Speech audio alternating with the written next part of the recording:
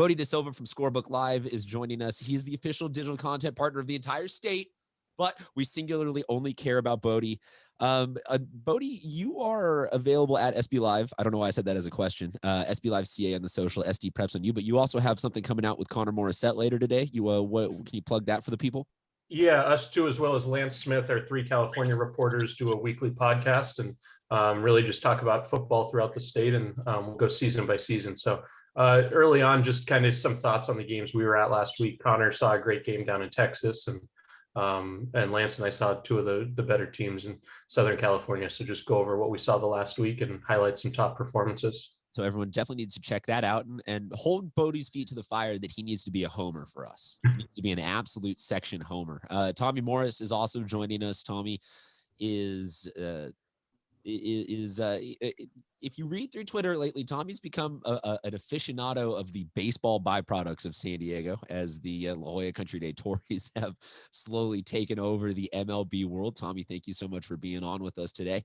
I went with my padded wall background today because everyone thinks I'm a psychopath. So that's what we're going with. Tommy's calling you from an insane asylum. Yeah, exactly. Speaking of insane asylum, I think everybody thought I was crazy last week for picking Grossmont over El Camino. I got that right. You're right. We got some other game picks. We got some other stuff to get to. But first, let's get to updated top 10s.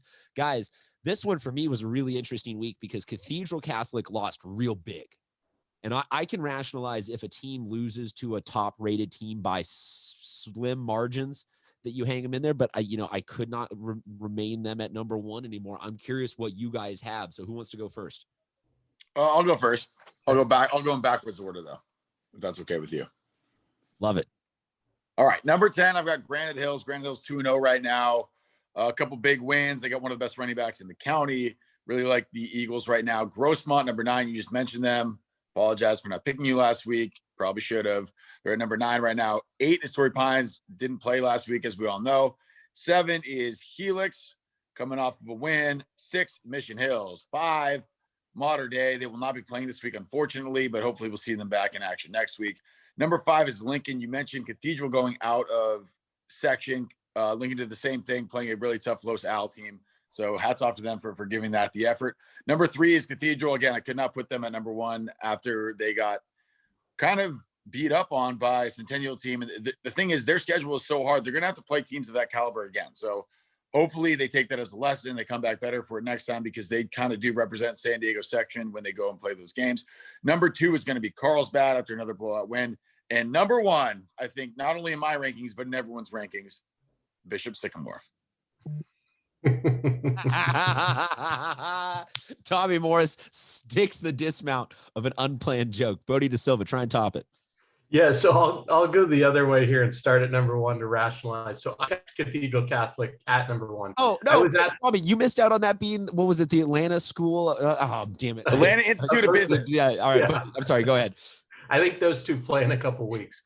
So I kept Cathedral Catholic at number 1. I was at that game, and to me, it wasn't that Cathedral looked bad. I think ultimately Centennial's just really underrated, and maybe they're not at the Mater Dei level, but hopefully we get the chance to see. But I had a tough time believing that any other team in San Diego would have done better than what Cathedral did. And honestly, I'm not sure anyone else in San Diego would be able to score more than a touchdown. The way I was able to see that in person, Centennial really looked good. And I know what Cathedral is, and until they get a really close game from a team in the section, I go, look, they may have a loss, but I don't feel comfortable moving them down. In principle, though, it is kind of tough sometimes to just look at that score. Oh, absolutely. That you still have confidence, and it's hard for us to understand because the difference between a Centennial and like all those types of schools and the 5 through 20 ranked teams in San Diego is big. But Bodie, continue. Yeah. So then at number 2, everything else pretty much stayed the same. Carlsbad, another big win. Mission Hills, 42 straight points after going down 7-0. Lincoln did lose, but we talked about going up and battling Los Alamitos and almost having a chance to take the lead there at the end. They're going to stay. Mater Dei Catholic moved up to number 5. They've scored 53 points in both games. Unfortunately, they're out this week. Same with Helix at number 6. I know They were, Tommy had them early on in the year. For me, they weren't top 10. Now they are. I know they're searching for a game. Hopefully they can find one for this weekend. I have Granite Hills moving up to number 7. They've been impressive these last 2 weeks. Grossmont moves in at number 8 after the big win over El Camino. I have Scripps Ranch at number 9. That was an impressive effort there against La Jolla. And then Torrey Pines at number 10. They've only played the one game. They'll have Rancho Bernardo this week. So much to get to there, but the sentence, Tommy had them preseason, but we didn't. Bro, hate to see it. That keeps happening every single year with every single sport. There is something. Oh, wait. What? Tommy knows what he's talking about? The guy that pretends to be like, I don't really know what's going on. Go figure that Tommy's the one that actually has the most sensible, realistic sports understanding out of any of the three of us. Bodie, you rotten hell for putting Scripps in that top 10 and not La Jolla. That was an evenly matched game. No, I'm just kidding. Huge. I have to eat crow on that one. And I was debating whether or not it was worth it to put up the Spider-Man meme of when they're pointing at each other of just Jackson Stratton and Jax Leatherwood. But my goodness, man, so much of this show jokingly last week was dedicated to just, is it Jax? Is it Jackson? What's going on there? Ha, ha, ha. And that was a coming out party. That was every last bit of a royal crowning of Jax is here for the title. Like, that's going to be the D2 championship game. Yes. I would say the favorite for sure. There have been some other teams that have impressed me so far, but that has to be looked at as the likely matchup. I said it in a recap show with Noah that we need to figure out a way for them to make it to that D2 championship game, and then somehow both of them make it into the state playoffs and meet for a best of 3 series in one calendar year. What would be Scripps? Much to the ire of everyone on the show, Scripps did not put their stats online at any site, regardless of it. And I would have loved to see the total passing yards for both teams combined in that game. Yeah, I would. Let me say this. There's enough Scripps parents that apparently watch this show that I'm sure that if we ask, hey, will one of you please just comment the total passing yards for Jax, we would love that. Yeah, it's got to be close to record combined with Stratton and Leatherwood. It's got to be close. I would say the combined yardage record. Yes, they probably broke it. Singular yardage. I don't think anyone's ever going to come close to what Buckner put up in that one game. No. Yeah, I'm talking combined. Moving on, any game balls or shout outs that we want to get to for last week? Any players that maybe we left out on the highlights? No, we good? I can add a couple here. It's not for look. This is our least prepared show due to my short-sightedness on when to schedule cupcake tastings and all that. Don't get me wrong, I'm stoked for it. The intern Kingsley says hello. Let's move on then to game predictions. Also, Bodie DeSilva, like we said, with Scorebook Live, has stuff coming out all week at SB Live CA or at SD Preps. Plenty of great stuff to follow there. Let's talk about game predictions. Last week got a little adventurous. We all whiffed collectively as a group on La Jolla, and I probably bear entire responsibility for bullying the room into voting for La Jolla. Everybody but Colton was right on Helix. The split was RB and Ramona, and then El Camino, I got the solo right. So we're doing a good job of this year not having just blanket block picks. I think we got a nice little scoreboard going that this could be a competitive season as to who is the best and who is the worst. This could be waiting until the last couple of weeks. But this week we got 4 games, a couple in each parts of the county that I want to highlight, as well as not on this list. We have the City Cup is already happening between RBV and Vista, and just big stuff happening that, like, hell yeah, football's back. So first game we got, though, Lincoln Mission Hills. It's a huge game. It's a top 10 matchup. Bodie DeSilva will be there. So we will have an addendum once we get to Bodie DeSilva's pick. I will go first. And I will take Lincoln in an upset. I think that Lincoln wins like a 17-14 or something like that, or a 14-10 type game where the intern disagrees with me. Kingsley's taking Mission Hills. I think that Lincoln really, really impressed last week. The same way that, Bodie, you're saying against Centennial Cathedral, you just can't read into that entirely as like a loss. I think that their Los Alamitos game seemed like they were very, very competitive against a very, very highly lauded team. So I will take Lincoln by a nail. Tommy? Yeah, I will take Lincoln too. I have them rated higher. Jalen Daniels looked really good last week. I know they didn't score that many points, but he held his own against Los Al. And Los Al, for those who don't know, has one of the best quarterbacks in the country for the junior class. So I think that bodes well for them the rest of the way here. And I really do like teams going out of the section and challenging themselves. Speaking of which, Mission Hills has played 2 games. Neither has been against the San Diego teams. So it's really, really hard to judge them within the section because we don't know what Chaparral is. We don't know what Palos Verdes is. But I know what Lincoln is now, and I like Lincoln in this game. Bodie, let's tell the people follow SB Live CA, get a preview of the game, get the downloads of the game, get the street. The Scorebook Live Twitter has been nailing it on the updates all year long. But for you, instead, we go to the South Bay for Chula and Hilltop. Yeah, no. So this one, it's tough to look at Chula Vista because they haven't played a game yet, and Hilltop being at 0-2, I will go with Hilltop just having those game reps in. But I do think it will be close despite it being Chula Vista's opener for the season. But otherwise, it's I think a tough one to look at that way. When you have one team that's a couple weeks in and one that hasn't been able to play, it's tough to go with them in that case. So I'll go Hilltop. Game number 2 today, Mar Vista versus Santana, pair of 2-0 squads that largely on paper look impressive. Some large margins of victory. Santana the last couple of years, maybe last like 3 to 5 years, has been definitely on an upward trend and flirting with success. So you love seeing them get hot out the gate. Mar Vista, with the turnover that they have had at head coach, you're always happy to see them. So one of them 3-0, one of them 2-1 at the end of this week.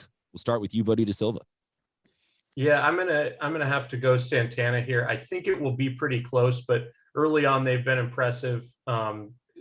These Montgomery, I mean, that's a really solid win for them, and having beat Coronado in the opener and overtime on the road. So I'll go Santana, but I think really close game here. Tommy Morris. Yeah, I hate agreeing, but I'm gonna have to agree. I think Mar Vista not really challenged yet. The strength of the schedule is a little bit different. Not saying that either team has played world beaters yet, but Santana a little bit more tested. That Coronado game. Coronado's a good team this year. So I like the fact that they were able to go to overtime and beat them 10-7. I like Santana here. I think Mar Vista's, they're on the right track, but not yet for them in this one. I will take Mar Vista, and I will also get in with Tommy on Coronado sneaky good. Coronado sneaky good this year. They will probably never blow the doors off of anybody, but I think they end up very, very good at the end of the year. Next game, Army-Navy versus La Jolla Country Day, baseball school. Tommy, feel free to start us off with this one. Can I give a shout out for the baseball school? Oh, yeah. How about Alfonso Rivas coming up to the major leagues, getting his hit, first pitch he saw as a member of the Cubs. Got himself a hit. Impressive. Yes. Yeah, and just drafted in 2018, so quick rise to the majors. Yeah, so wait. Can we go on a little side tangent here? That is quite literally the premise as to why what is the next? Who is Bodie would know this? Who is the highest rated San Diego guy in the minors right now that we can get behind? Oh man, I think Nick Allen would be the answer there in terms of closest. Nick Allen you obviously played in the Olympics there. I was going to say you must address him as now Olympian Nick Allen. Yeah, Olympian silver medalist Nick Allen. So hopefully we see him with the A's. I don't think it'll be part of the September call-ups, but maybe has a chance to win the job next year. And down the line, I mean, the 2 first-rounders this year have already Marcelo Mayer and Carson Williams putting up. I mean, Carson's OPS is just under 2,000, and Marcelo's hitting every day. So those look like 2 guys for the future. That might just need to be a show that we do come baseball season. Who are we rooting for now as a collective section? Tom, I like it. Yes. Get us going though on this football game. Beto Baz Sulpizio for La Jolla Country. I want to make sure that I say it right because I know a different show didn't say it correctly. Brandon Stone, I love you. One of the best quarterbacks that we had not heard of until right now. I think he's thrown for over 500 yards and 10 touchdowns in 2 games. Army-Navy, a program that's kind of struggled to, field multiple levels as far as it's gone, the past couple of years. I think this is a Country Day win by a lot. I think I think them going to Temescal Canyon week 1 last minute and playing that game against a team that, quite frankly, should have beaten them by more. was a huge confidence booster for them. So I like Country Day in this one. Yeah, I'm in agreement. Army Navy, it's a really good start for them going off to 2-0, shutting out Foothills in the opener, and a Foothills team that has been pretty good in the past, and then a second win over California Military Institute. But what Tommy said, Country Day in week 1, challenging themselves last second in a game that I was really surprised it ended up being that close. So I think that'll only help them as the year goes on. And looking at the schedule, until they really get later in league, I think they should be able to pull off a bunch of wins in a row here. I don't even know what to say about Tommy's latest crusade of grammatical and journalistic corrections and pronunciations, but I love you, man. You're my absolute favorite lately. Man, I want to root for Army Navy just because it's about time that they have something that's a signature thing at that school. Like, they have a dominant year again. There's been one good basketball year over the last couple of years of us doing this show, but you got to think that Country Day, like you guys said, is the reasonable, practical choice. So I will go. Well, also just a side note for Army Navy too. I don't know how much this affects it, but being a boarding school during a global pandemic's got to be tough. I don't know if maybe there's less kids going there because maybe the parents are a little more nervous, but it has got to be a tough situation dealing with that and being, a boarding school. There's not a single thing that I think of Army Navy has like going for them that doesn't further just make it adversity for them to make it harder to be like traditionally dominant at sports. Bodie, you were going to say something? Yeah, speaking to that, I know during basketball season, early on, at least until later in the year, but they were only allowed to play with the kids that were living on campus as opposed to the commuters. So that made it tough and made it a shorter roster. I don't know if football season's different now or how the testing has changed with that, but that was definitely a challenge that they had early on during basketball season. So not a shock, but it just, as Christian said, another challenge that they have to go around. Yeah, every single roster from them for every single sport seems to be dangerously close to being out of players. Our final game to talk about preview wise, and again, you can see all the scores and schedules on SB Live CA. We will post them as well to our social media at SD Prep Insider. We got Mount Carmel versus Valley Center. Mount Carmel with Coach Wesley, obviously been something that we've talked about routinely. Valley Center right now sitting at 1-1. Huge trap game for everybody always. What do you got here? I will say Bodie DeSilva. Let's start with you. Yeah, I'm going to go with Mount Carmel. I like that early on in the season, they didn't shy away. They went out to Central to start the year, picked up a win there against a Central team that I think is going to have a pretty solid year. We're able to squeak one out against Patrick Henry in week 2. I think as Mount Carmel, I had those flipped. I had Henry as the bigger win against those two. Yeah, no, I think that's fair. I just like when a team from San Diego is willing to start the year and go out to the Imperial Valley. That shows me a lot that, like, hey, we're not gonna back down. We don't know what the quality of team we may be playing, but it's still a challenge to make that trip and get guys fired up. So looking ahead at the schedule, I think Mount Carmel wins this one and can pull off a bunch in a row here, and will definitely be very competitive in the Palomar League. Tommy Morris. Yeah, we do have some sort of barometer here with what Central is, as Bodie mentioned, because they did beat Point Loma. Point Loma is a pretty good team. So if you got Mount Carmel over Central pretty decidedly, then Central over Point Loma, we kind of get more of an understanding of what Mount Carmel is. And the win last week against Patrick Henry was a shock to me. I thought Patrick Henry would be one of the favorites in their division, and Mount Carmel with a huge win there. They've got something going there, and I like Mount Carmel as well in this one. Look at Tommy Morris using the transitive property. That's math right there. That is math at 9. High level calculus. Morning. That is high level calculus from inside a padded cell in an insane asylum. That is Tommy Morris bringing the heat right there. I'll agree with you guys on Mount Carmel here being poised to rattle off a bunch. I think that, sometimes with football, you just pick the hot hand also.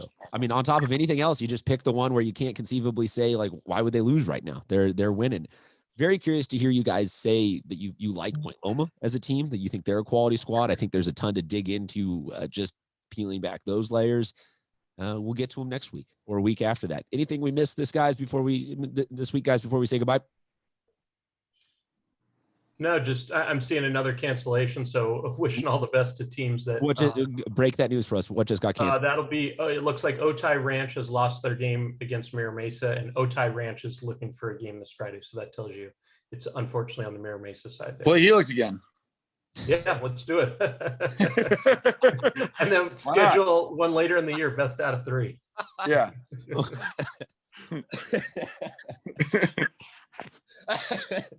Yes. Yes.